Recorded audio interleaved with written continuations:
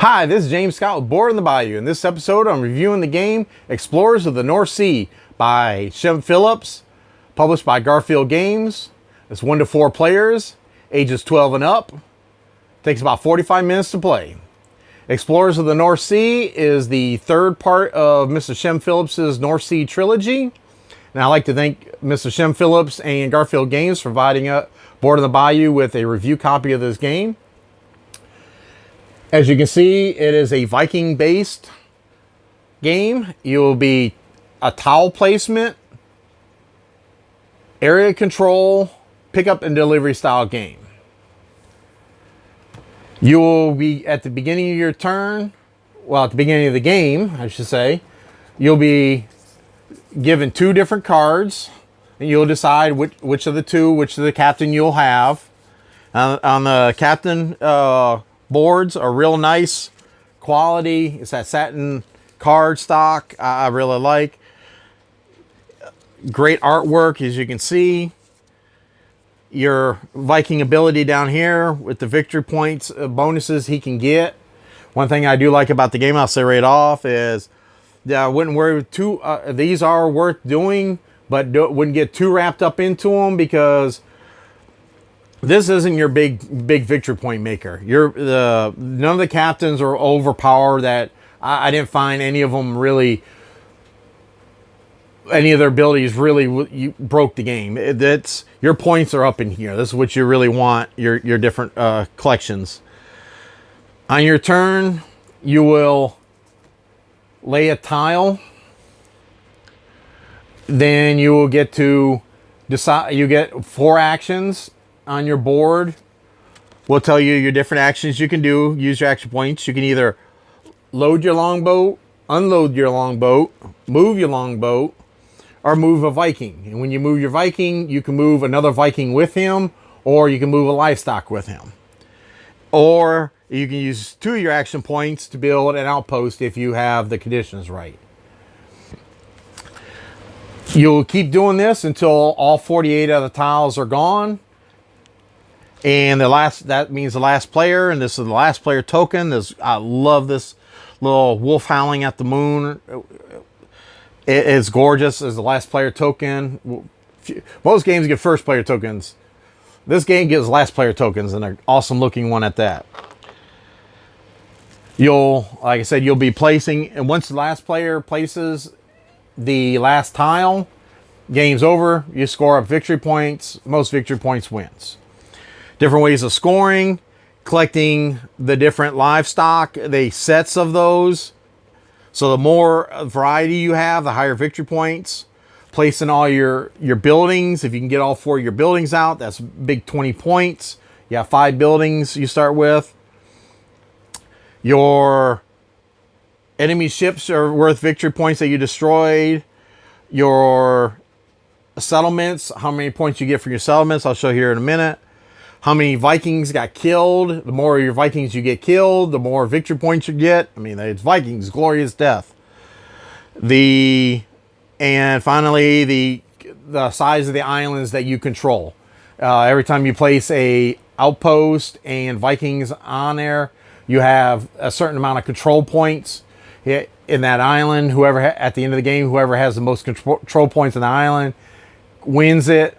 And you get a victory point for every one. Now the island has to be complete. So if you don't finish the island, there's like a little tail on it. You don't score it. It's a neat little mechanic. Takes a little getting used to. You will, at the beginning of the game, you'll also be given one of these little longboats. 7-year little Vikings. Now, come on, Sam. Horns on the helmets. You'll get the 5-year outposts, and like I said, you'll just be grabbing from this stack of tiles and just placing them. Now, as you place the tiles, you'll notice that each tile has different symbols on it. Every tile has one symbol on it. Now, it's either going to be an outpost, and if it's an outpost, on the table you'll have a pile of these little red flags. You'll take one, you'll flip it over and place it on it. And this will tell you the strength of the settlement. Strength of settlement, all you got to do is put that many Vikings on that tile on the land. and you'll capture that settlement. Don't take any action points. You take that, put it on your board. That's how many victory points you get for that at the end of the game. The other one is enemy ships. The enemy ship ones will have these little tokens again, but in this case you'll put these face down. If you get your longboat there, it has to have 2 Vikings on it to be able to do it, because there's a chance that one of them get killed and you don't want your longboat stuck out in the middle of the ocean. It'll either have worth 1 victory point, or it's 1 victory point and a Viking dies. Take your Viking off your longboat and stick him in on your board, and he's worth victory points. More dies, but they really go up fast. On the other board is the ones with livestock. Now, no matter how many you see pictured on it, it's 1 livestock goes on that location. They got there's 6 different livestock: sheep, goat, horse, chicken, and cow. I think that's 6. And sheep, pig, chicken, goat, horse, cow.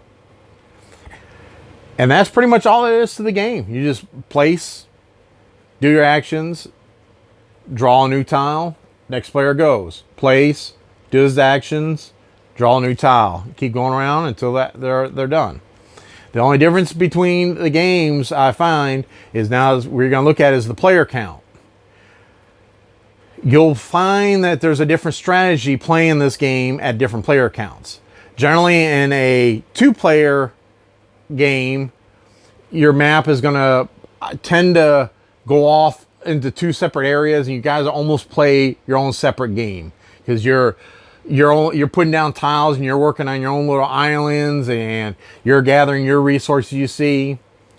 In a 3-player count, it tends to kind of want to come in a little bit. In a 4-player count, seems to be a smaller, condensed one, and you get there, you do your actions, and you try to get as many points you can quick. And you're asking, well, why is that? Well, like I said, there's 48 tiles in this game. You're playing with 2 players. That means each player is going to get 24 turns. In a 3-player count, each player is only going to get 16 turns. In a 4-player game, you're going to only get 12. So in a 4-player game, you got to get out there, do your actions, turn around, come back. There is, in this game, one of the things I like is there's no take that features in this game. There's no, you don't mess with another player. The worst thing you do in messing with a player is control an island. In order to control an island, your buildings, like I said, are worth 2 influence, and your Vikings on the island are worth 1 influence. Whoever has the most influence controls the island at the end of the game. Count up the tiles that island makes if it's complete, and that's how many you get. That's probably the biggest take that, because if you're making you're making a small island over here, and you're not quite got that little tail done on it, and the other guy comes over and he connects this island to it. Now suddenly he can kind of flood into it. So it's a unique thing as you're exploring and doing this almost like fog of war type thing of exploring out there and seeing what's out there. You don't know. So you can really make a really big discovery on an island. We had one island we thought was going to be 2 small ones. Ends up being a 20 tile island. It was humongous. And I was able to get control of it because I had already started on the other island, and we ended up connecting it together. And we're able to finish the island. In solo, it's a little bit different. Solo, you'll get 2 captains. You'll draw 3 tiles. You'll place 2. And then you'll take 4 actions with this captain, take 4 actions with this captain. You keep repeating until you're out of tiles. So you get 16 turns.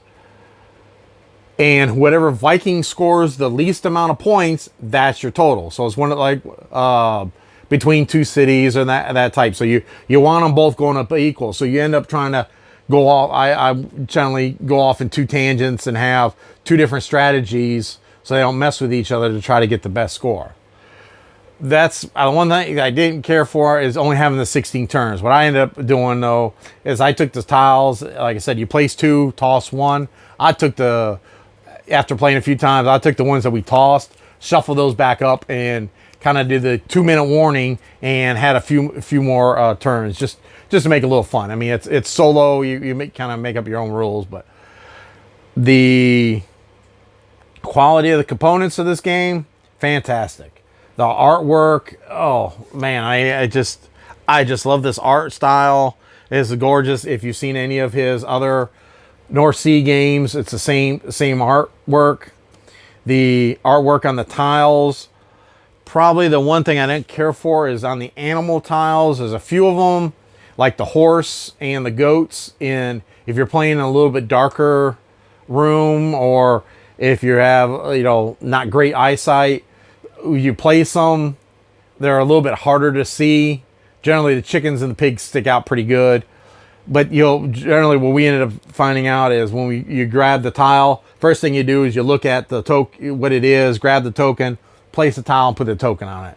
Once you get in that habit, it's not really an issue. But other than that, the artwork on them are really nice, really good colors on all of them. The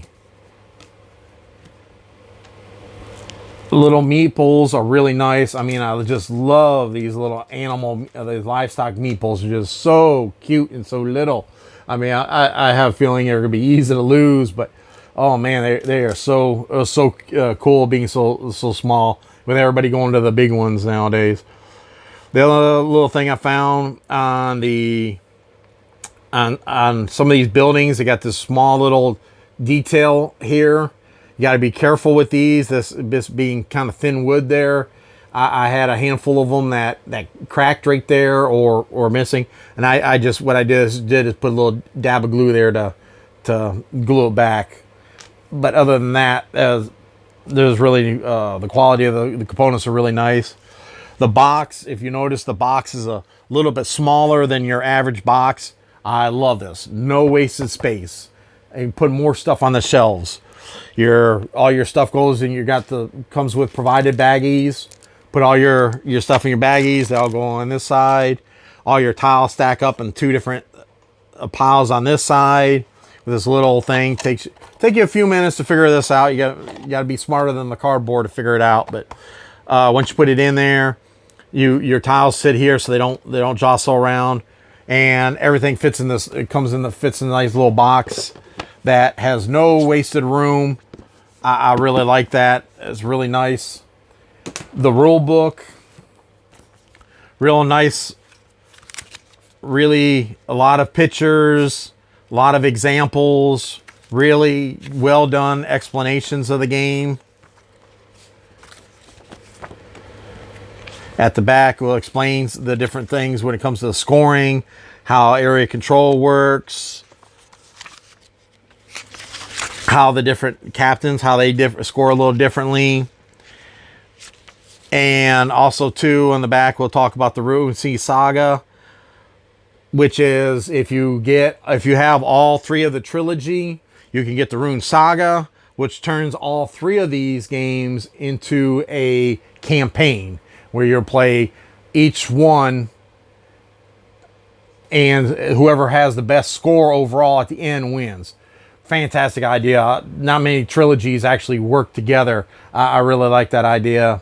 Comes out really nice. And nope, I almost forgot the score pad. Comes on a nice little score pad, which is dual-sided.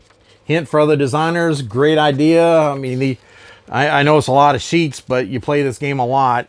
Double-sided is really a bonus. I like that. So this is James Scott with Boar in the Bayou. Remember to comment, like, and subscribe below. Thank you.